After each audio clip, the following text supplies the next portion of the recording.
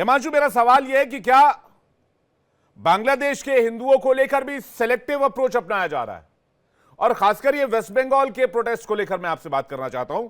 अब वेस्ट बंगाल में प्रोटेस्ट क्यों कर रहे हैं, कोलकाता में प्रोटेस्ट क्यों कर रहे हैं?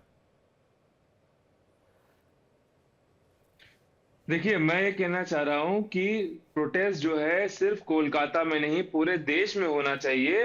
हमने दिल्ली में भी प्रोटेस्ट किया है, हमने कोलकाता में भी प्रोटेस्ट किया है, और अगर हमारी बन पड़ी तो हम बांग्लादेश की सीमा तक प्रोटेस्ट करेंगे कि ये जो लोग गलत कर रहे हैं हमारे साथ, हमारे हिंदू भाई बहनों के साथ कर रहे हैं, जितने भी सेक्युलरिज्म के सूरमा हैं ये आज शांत बैठे हैं, इन सबको जगाने के लिए हम प्रोटेस्ट कर रहे हैं। अगर एक एक कुछ भी हिंदू धर्म के अलावा किसी भी इंसान को इतनी सी भी चोट या कोई समस्या पहुंचती है तो पूरा देश खड़ा हो जाता है सामने। हमारे हिंदू भाइयों के दिल पे इतनी चोट पहुंच रही है, हमारे धर्म गुरुओं के को जो है देशद्रोह के केस में झूठा फंसाया जा रहा है।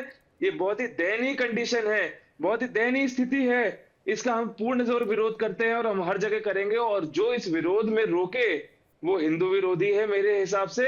और मेरे हिसाब से ममता बनर्जी को इसका विरोध नहीं करना चाहिए, हमारे साथ मिलके, हिंदुओं का साथ मिलके जो है बांग्लादेश सरकार के खिलाफ प्रदर्शन करना चाहिए। जब वो झूठ फसाद धांधली करती हैं, आधार कार्ड बदलती हैं, तब उनको ये नहीं दिखता कि हमारे मुस्लिम भाइयों के साथ क्या गलत हो रहा है। नहीं हिमांशु जी, फिर वेस्ट बंगाल ही क्यों? बाकी जगह तो प्रोटेस्ट मैंने नहीं देखा। बता दी 4-5 जगह जहां प्रोटेस्ट किया आप लोगों ने। आज दिल्ली में जंतर मंतर पे विश्व हिंदू परिषद के लोगों ने ठीक 10 बजे प्रदर्शन किया है। विश्व हिंदू परिषद से हम आपका सब क्या लेना भारतीय, देना? मैं बता रहा हूं ना पूरी पूरी जगह कहां कहां प्रदर्शन हो रहा है। दिल्ली में भाजपा ने जो है, दिल्ली प्रदेश भाजपा ने एक जो है हिंदू संगठन रैली जो निकाली थी, अब पता नहीं आपने कवरेज देखी कि नहीं देखी, झुग्गी झोपड़ियों तक गई है। हम जो है सीए की जो बस्तियां हैं वहां पे भी हम लोग गए हैं। हम हर जगह लोगों को सचेत कर रहे हैं और लोगों को बता रहे हैं, और हम हर जगह प्रदर्शन कर रहे हैं ताकि लोगों को पता चले। और आप जैसे हम जैसे लोगों को तो ये सब देख ही रहे हैं हम लोग डेली क्या हो रहा है। किसको जगाना चाह रहे हैं आप? केंद्र सरकार को जगाना चाह रहे हैं? केंद्र सरकार को नहीं जगाना चाह रहे हैं, अपने भाइयों को, अपने हिंदू साथियों को एकत्रित कर रहे हैं, संगठित कर रहे हैं ताकि वो इसके खिलाफ मिलजुल कर आवाज उठाएं। तो वो केंद्र सरकार तो अपना काम नहीं, करेगी ही, हिंदू केंद्र सरकार तो इंटरवीन करेगी ही। हर कोई आवाज उठा रहा है, ऐसा नहीं आवाज नहीं उठा रहा है, लेकिन एक्शन क्या लिया जा रहा है मैं ये जानना चाह रहा हूं। क्योंकि आपके साथ साथ हम लोगों को भी इंतजार है कि बांग्लादेश को आइसोलेट कैसे किया जाए, उसको प्रेशर में कैसे लाया जाए, डिप्लोमेटिक प्रेशर कैसे बनाया जाए। देखिए, ये तो फॉरेन पॉलिसी जो है, अब देखिए बांग्लादेश जो है हम पर 3-4 चीजों के लिए पूरी तरीके से निर्भर है, जो कि है गेहूं, चावल और कॉटन। अब ये तो देखना पड़ेगा, हमारे माननीय मोदी जी कुछ तो करते हैं, उसका बहुत तो पूरी तरह से मिला है, आश्वासन मिला है कि कुछ बड़े स्टेप्स लिए जाएंगे इसके लिए। और हम हमेशा अपने हिंदू भाइयों के लिए हमेशा खड़े हैं और खड़े रहेंगे जीवन में। ठीक है, आप कह रहे हैं कि, लेकिन आपके कॉन्फिडेंस ऐसा लग नहीं रहा, थोड़ा सा हिला हुआ लग रहा है आपका कॉन्फिडेंस। मैं पूरे कॉन्फिडेंस से बोल रहा हूं कि हम खड़े हैं, खड़े रहेंगे और खड़े रहे थे। हिंदू भाइयों के लिए हमेशा खड़े रहेंगे, हम पूरे देश के लिए खड़े हैं और खड़े रहेंगे। जी, यश हमारे साथ जुड़ गए, उनका रुख करें, लेकिन उससे पहले मैं डॉक्टर रेणु कीर के पास जा रहा हूं, वीएचपी की प्रवक्ता हैं। रेणु जी, विश्व हिंदू परिषद की भूमिका इस मामले में बहुत इंपॉर्टेंट हो जाती है, और चूंकि नाम विश्व हिंदू परिषद है तो वर्ल्ड लेवल की ऑर्गेनाइजेशन है। हिंदुओं की जो हालत है बांग्लादेश में, उसमें वीएचपी क्या रोल अदा कर रहा है अभी?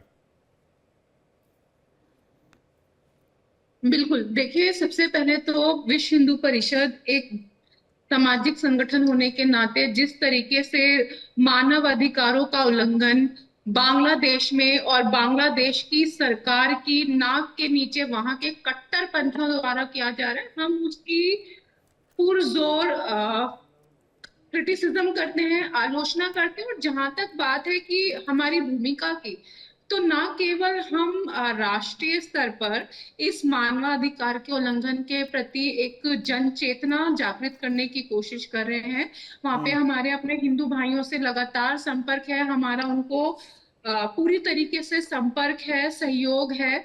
और साथ ही साथ हम इस पूरे प्रक्रिया में राष्ट्रीय से अंतरराष्ट्रीय स्तर पर, जैसा कि विश्व में कहीं पर भी जब अल्पसंख्यकों के साथ या किसी भी कौम के साथ किसी भी तरीके के मानव अधिकार का दुराचार किया जाता है, उनके मानव अधिकार का उल्लंघन किया जाता है, तो पूरी विश्व जो कम्युनिटी है, जो इंटरनेशनल कम्युनिटी है, उनके समर्थन में खड़ी हो जाती है। तो कहीं ना कहीं पूरे विश्व में हम हिंदू भाइयों को भी और इंटरनेशनल गवर्नमेंट को भी, चाहे वो यूएनओ हो या जो भी इंटरनेशनल प्लेयर्स हैं, इस तरीके के प्रदर्शनों के माध्यम से, डायलॉग के माध्यम से एक तरीके से इस जिस तरीके की कट्टरपंथी एक प्रक्रिया अंजाम दी जा रही है बांग्लादेश में हिंदुओं के खिलाफ, हम उसको पूरे विश्व के सामने लाने का प्रयास कर रहे हैं। लेकिन इसमें तो बहुत मामला ऐसा लग रहा है कि वीएचपी बहुत प्रोग्रेसिव नहीं है, बहुत स्लो चल रहा है मामला, क्योंकि बांग्लादेश से तस्वीर आ रही है वो हृदय विदारक है, परेशान करने वाली है। लोग देख रहे हैं, परेशान हो रहे हैं, और इस बात को लेकर परेशान हो रहे हैं कि भाई वहां पर टेररिस्ट ऑर्गेनाइजेशन को खुली छूट मिली हुई है हिंदुओं को मारने की। देखिए, हम एक लोकतांत्रिक प्रक्रिया में, हम एक संवैधानिक प्रक्रिया में विश्वास करते हैं। हम जिहादी मानसिकता की में विश्वास नहीं करते हैं कि तुरंत जाओ और गोलाबारी करके एक समुदाय के खिलाफ आप बिल्कुल जान मान की हानि कर दो।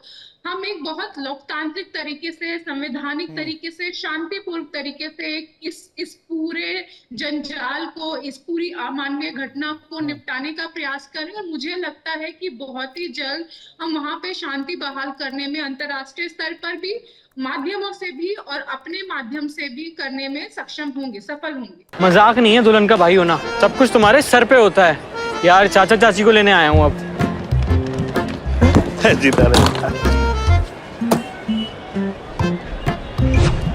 बेटा तुम सीएनजी गाड़ी लाए, सामान कहाँ रखोगे? चाचा जी, दिल और बूट स्पेस दोनों में बहुत जगह है। हाई सीएनजी डुओ मतलब ड्यूअल सिलेंडर नीचे, पूरी बूट स्पेस ऊपर, यानी स्पेस भी माइलेज भी। High CNG Duo in Hyundai Exter and Grand i10 Nios।